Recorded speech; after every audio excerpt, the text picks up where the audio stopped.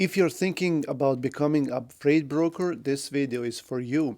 I will tell you about my experiences that I had in being a freight broker for a very short period of time.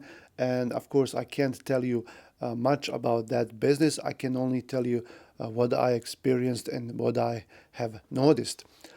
My name is Enes. This is Never Stop Trucking. If this is your first time here, we talk about trucking, dispatching, anything related to trucks and transportation industry. So last year, I decided that I want to try as a freight broker to see if I can learn about that business and if I can maybe book some freight from my trucks and maybe even sell those loads to other carriers. So very short, in order to become a broker, you need to get your MC authority and DOT numbers. It's very similar to getting a carrier authority. You get MC number and a DOT number, same thing. The only thing is when you apply on FMCSA's website that you select a freight broker as an option. To become a freight broker, you don't need to have insurance as opposed to when you're trying to become a carrier. When you're becoming a carrier, you need your BOC3 filled out. That's your registered agent. And you need to have insurance, liability insurance. You have to have a truck in your company name and have insurance for that one truck at least. And then only then your authority will be granted. If you are a broker, you need BOC3 and you need a bond. That's not insurance. That's a bond that promises carriers that they will be paid. In case the broker does not pay, then the bond kicks in, and then the bond should cover that. And these bonds can vary anywhere from like $1,000 to like several $1,000s a year. Mine was not that expensive. I think it was only about 12 or 1300 for a year, but they take a lot of factors into account when they give you a quote for the bond.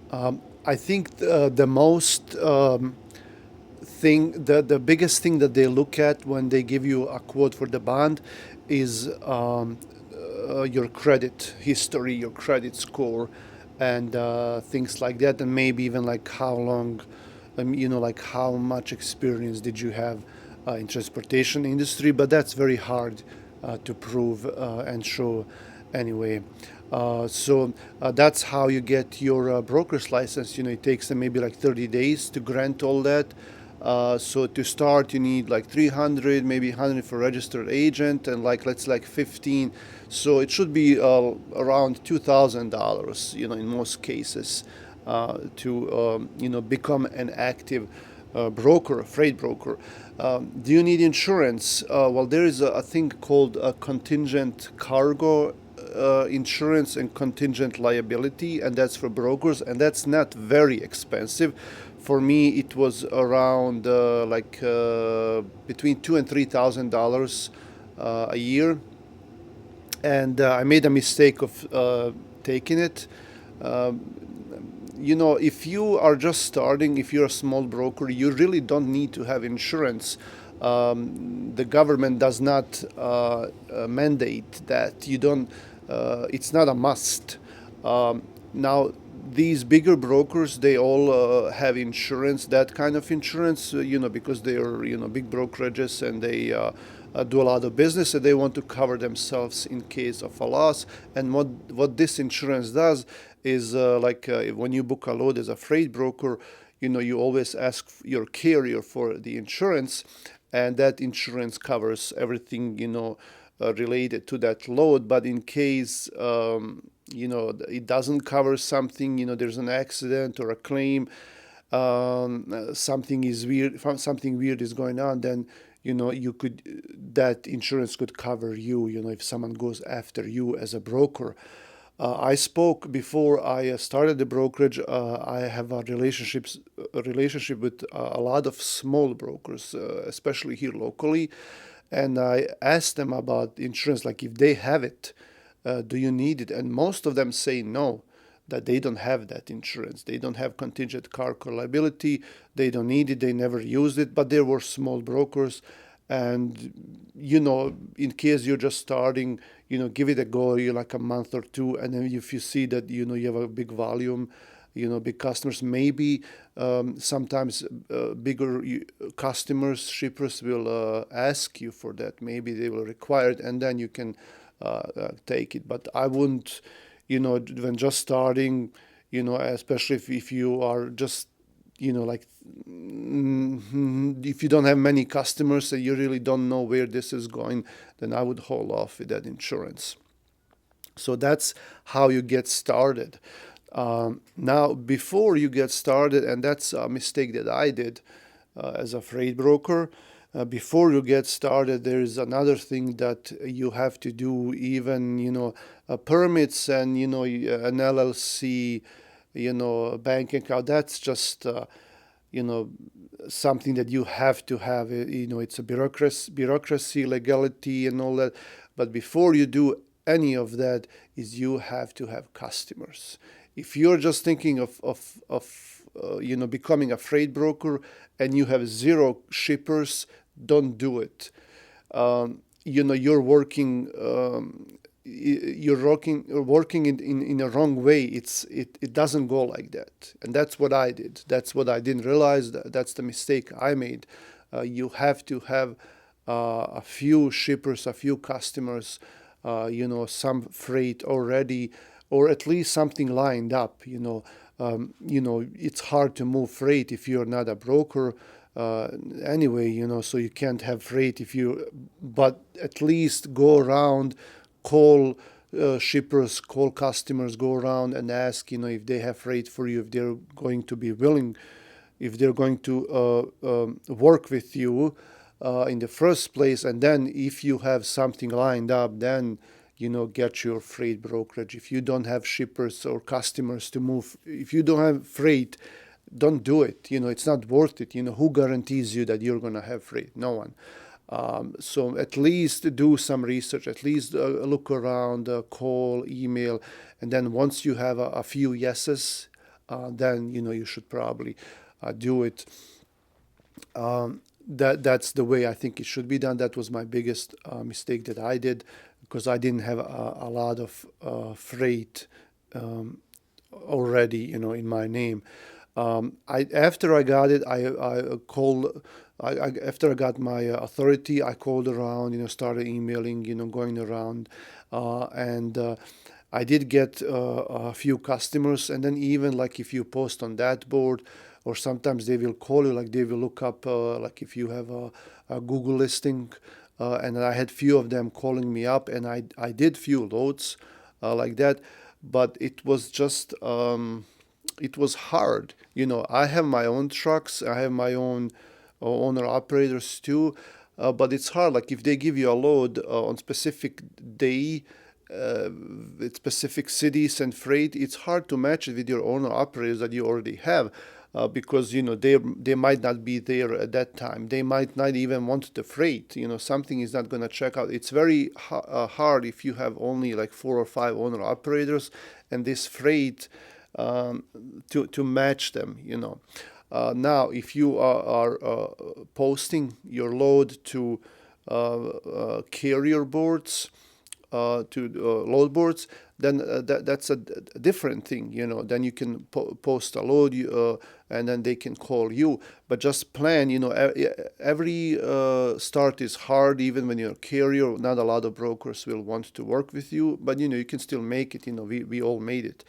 But if you're a freight broker, it's the same thing. It's just the other way around. First, carriers very they don't want to work with new brokers. Sometimes factoring companies don't want to, like the carriers that they're using if they're using a factoring company. Sometimes factoring companies don't want to work with you. Most of them will work with you, factoring companies, just so you know. And I called around. I called these factoring companies just to make sure that they will work with me. And they said, yeah, usually, we just check you out. Maybe they will give me a limit like $5,000, $10,000, but then you work your way up, and then as you start paying, then they raise the limit. So that's it shouldn't be a problem, working with a factoring company as a broker. I mean, like if the carrier wants to book a load, with you, and they have to check you with their factoring company, then that's what I'm talking about. Then the factoring company will buy that load from them if the carrier has done the load with you as a freight broker. Some factoring companies even offer services to brokers. Like if you're working with a shipper and you want to pay your carrier, then you don't have that money right away. You're waiting for your shipper. And then you pay your carrier. Sometimes the shippers take a long time to pay, and then even brokers sometimes can use factoring services. I have in the description of this video there is a landing page for RTS. If you need a factoring company, go check RTS out.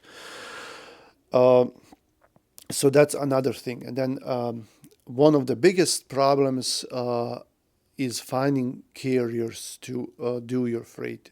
And that's hard as well, just so you know. And like I said, it's not impossible. Everyone is starting, everyone is doing this. And then eventually you'll get into it. But just so you know what to expect, when I was trying to sell my loads to carriers, it wasn't that easy, you call a carrier, ask them, hey, do you have a truck there and there? They say, well, no, we don't. Or even if they have it, you give them a rate, and they want like $500 more. So it's hard to find a carrier that's gonna do that load, especially like when you're starting. You're probably gonna get these loads that no one wants, maybe cheaper loads, and it would be hard to cover them. Just so you know, it's gonna take a lot of phone calls, a lot of postings, if this is an average load. To do. So that's why I didn't continue, and I didn't renew my bond. It expired last month, and I let it expire because I just didn't want to pay for it, because I'm not even using it anymore, and I have other plans. I'm doing other things. I don't have time for that.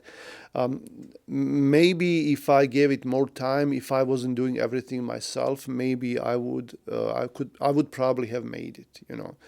But I just felt like trucking and dispatching, that's my main thing that I do. Brokerage was just something that I wanted to do on the side, and you can't really, you have to focus on one thing 100% and then do that.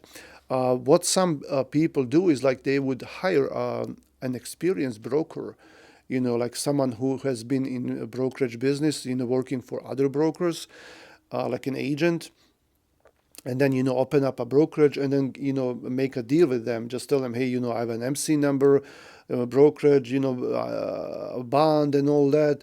And then try to work with a broker, ask them to come to work with you. And usually they have a book of business already. They have some customers of their own, and just, pay them well, or split the profit, with them, do something where they can, make it worth for them. They will probably make more money than you do in the beginning, but it's your way to start. Get an experienced broker on board. And like I said, nothing is impossible. You just have to, and then, if you guys are more interested in this kind of topic, I could maybe talk about that a little bit more. But, main thing is like, the thing is like there are no websites that I know where shippers will post their loads for brokers. Okay, maybe some of them advertise it, but that's not it. That's not nowhere near load boards where you can just choose. Brokers have to do the footwork or the legwork. I don't know which one is correct. And cold calling, emailing. They have to be contacting and going around and offering their services. That's what they have to do in order to get new shippers. That's the best way, and probably the only way to get shippers. Maybe, if you have a nice posting in us website, maybe Google Ads or like in Google Business, maybe they will look up like local brokers and then maybe find you that way too. But the biggest thing is just calling and going around and looking for new customers as a broker. So that's just so you know, that's what you can probably expect to be doing. Thanks for watching. Come back for more like the video, and I'll see you around.